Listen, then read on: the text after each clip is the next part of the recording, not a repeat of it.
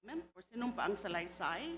Or are you going to also adopt this sinumpaang salaysay as submitted to the Senate, which was executed September 6, nung Sabado lang po? Hindi po. Ito pa rin po ang sworn statement ko po. Meron ka pong sworn statement. Ito pa rin po, yung Ito ginamit pa ko po rin. sa Senate po. Okay. So ito pa rin ang gagamitin natin para itanungin kayo. Opo. At inuulit, gusto ko pong ipaulit sa inyo na nanunumpa kayo o sumumpa kayo para isiwalat ang katotohanan, ang buong katotohanan. The truth, but not the whole truth, but nothing but the truth. Opo, Your Honor. Naintindihan niyo po yon, Opo, Your Honor. whole truth. Opo, Your Honor. Kaya ko po tinatanong yan kasi dito nga po sa sinumpaang salaysay ninyo, mag-asawa. By the way, nasaan po si Mrs. Diskaya? Ngayon po, nagpapalpitate po yung puso niya at saka bumagsak po yung insulin niya dahil sa nangyayari po. Dahil siyempre po, nag-aalala po siya sa kanyang buhay. Plus, inaalagaan po niya yung 4 po naming anak kasi yung 4 po naming anak is suffering for, ano din po, So nasa ADHD. bahay lang po siya o nasa Opo. ospital? Sa bahay po. Meron ho ba kayong medical certificate to show us na ganun nga ang kanyang kalagayan? Wala po pang mapapakita pero may pinadala po ang misis ko na ano po, letter po dito. Okay, kaya ko po in-emphasize yung the whole truth, but nothing but the truth. Kasi ho, hindi maiwasan ang obserbasyon. Ito ay nakita ko po kaagad at sigurado po ako, marami rin pong nakakita na specifically number 20 or paragraph 20, kung saan pinangalanan ninyo yung mga miyembro ng House of Representatives na allegedly ay yung mga sangkot dyan sa mga bayaran na yan, dyan sa mga komisyon na yan, dyan sa transaksyon na yan. But paragraph 20 says, ilan sa kanila ay sina. Ilan sa kanila. So ibig sabihin, partial lang po ito. Hindi po ito kompleto. Yes or no? Yes, Your Honor. Hindi kompleto. Pakisabi nga po, hindi po ito kompleto. Yes, Your Honor. Hindi kompleto. Meron pa. Meron pa po. Pag sinabi mong hindi kompleto, ilan sa kanila? Meron pa. Ang gusto ko pong tanungin sa inyo, pwede ho bang bigyan nyo na po kami ng kompleto na listahan? Kasi sa pagkakasabi nyo ilan sa kanila ay sina, alam nyo exactly kung ano pa o sino pa yung mga ibang sangkot na members of the House of Representatives.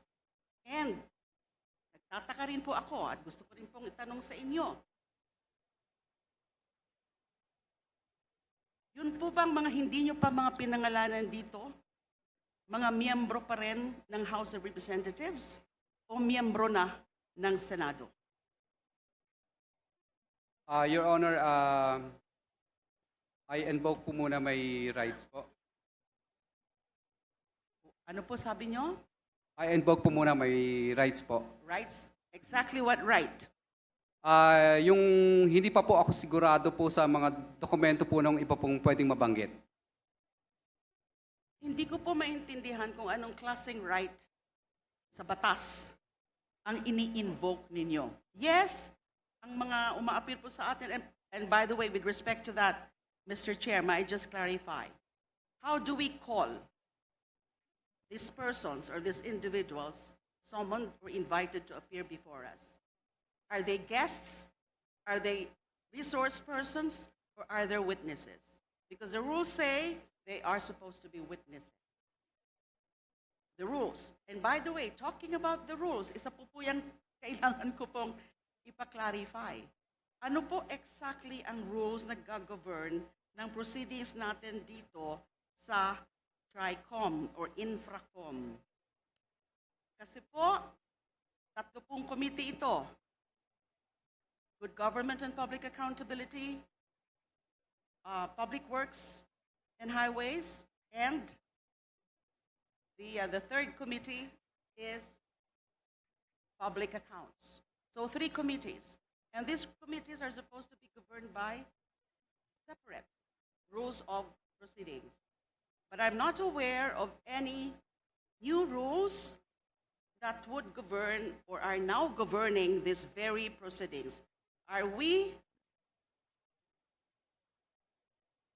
are we being governed by the general rules with respect to rules of governing inquiries in aid of legislation, or the rules of procedure, or these are the general rules of procedure governing inquiries in aid of legislation? Just clarificatory, Mr. Chair.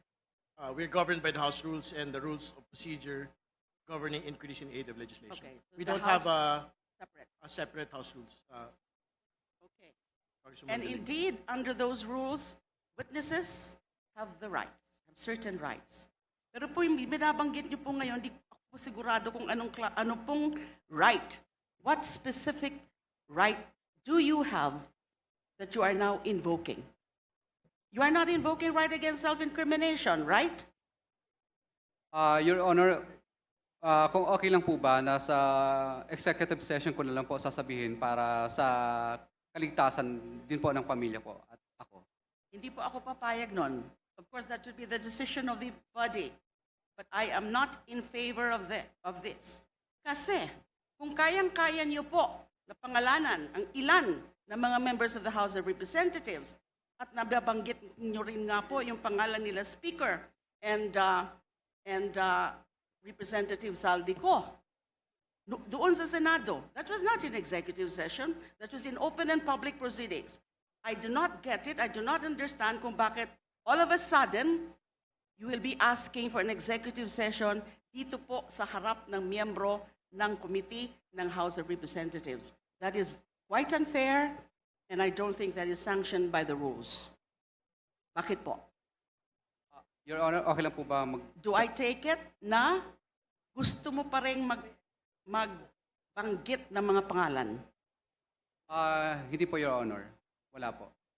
So bakit po kayo humingi ng executive session? Is it a matter of national security? I don't think so. The chair would like to interject. Ano po yung hinihingi, Mr. Diskaya po na assurance, yung protection po ng komite? Kanina po kay Mr. Hernandez, yan din po yung kanya pong hinihingi, no? Mula sa amin. Yun din po yung igagawad po ng komite sa inyo at kay Mrs. Diskaya pagpunta po niya rito. Dahil siyempre naunawaan po namin yung bigat ng inyo pong mga testimonya, malalaking tao ang atin pong pinag-uusapan dito. So kung if it is an assurance of safety, if it is an assurance of security, the committee is prepared to grant it to both of you. Mr. Chair, perhaps Mr. Diskaya may be allowed to consult briefly his lawyer so that the lawyer can enlighten him kung ano talaga ang pwedeng under executive session. Correct? I'm sure the lawyer would know kung saan ka pwede mag-invoke ng executive session. At yung tanong ko po kanina, meron pa ba na mga ibang pangalan kayong babanggitin na wala sa sworn statement? So I so move, Yes. Mr. Chair, to allow the witness to confer with counsel. Yes, Congresswoman De Lima, Mr. Diskaya can confer momentarily with his counsel, please. Meeting suspended. Mr. Chair, may isang tanong lang.